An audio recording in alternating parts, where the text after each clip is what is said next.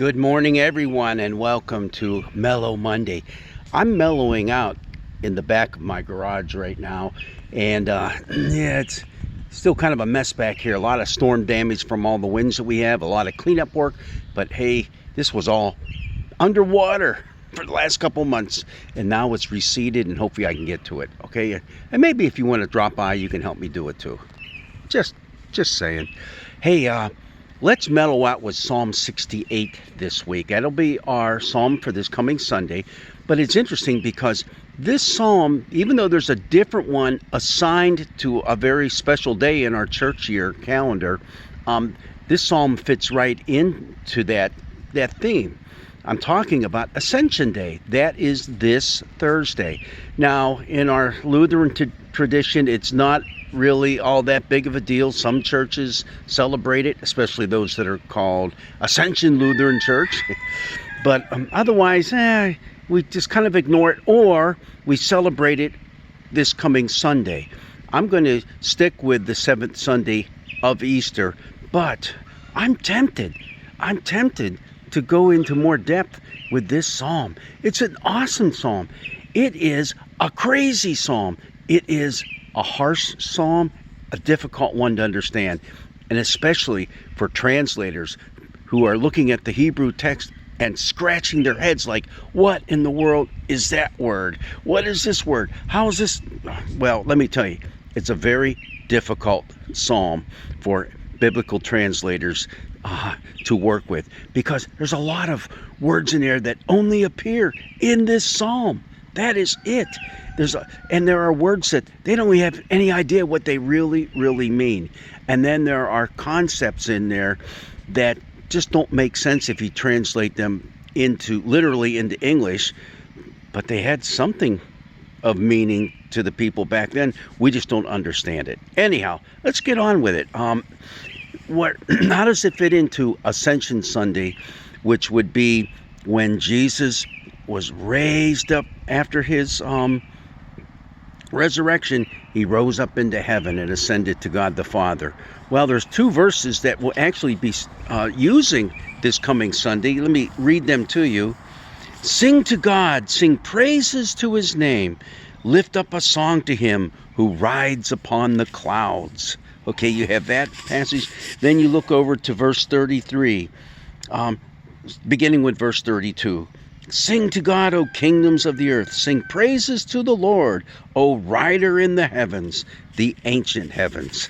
Now, so you have the image of Jesus going up into the clouds. All right.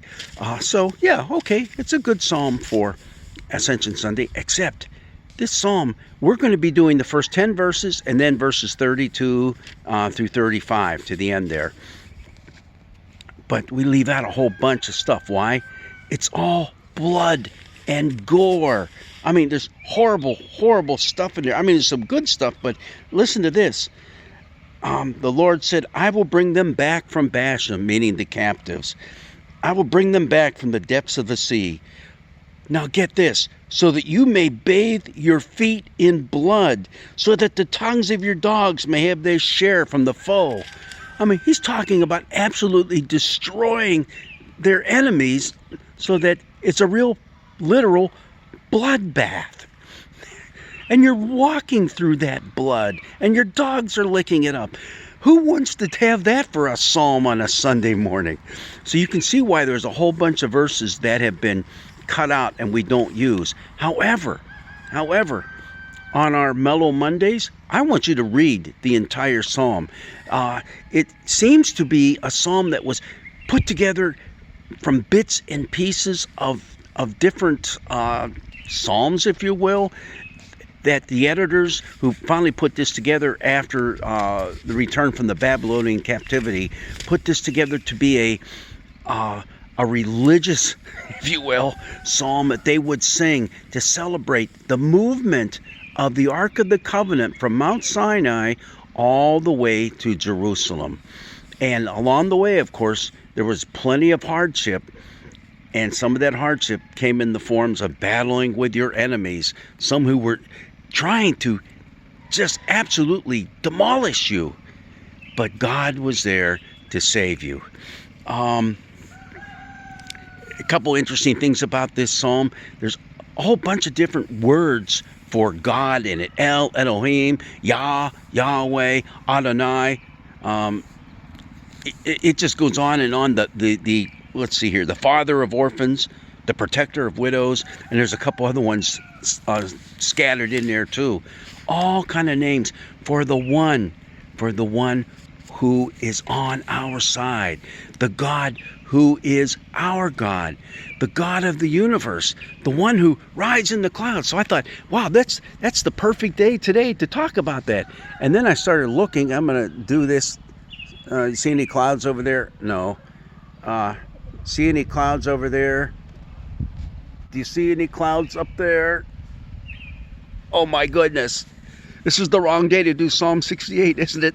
He's not riding in the clouds anywhere. Well, that's an image that was used by a few other ancient religions talking about their gods riding through the clouds. But you know what? The people of God said, You know who that rider in the clouds is? It's Yahweh. He's the one, not your God, not Baal, not Marduk. No, it is Yahweh. So, what about all the blood and gore? Well, let me just put it very simply in this respect.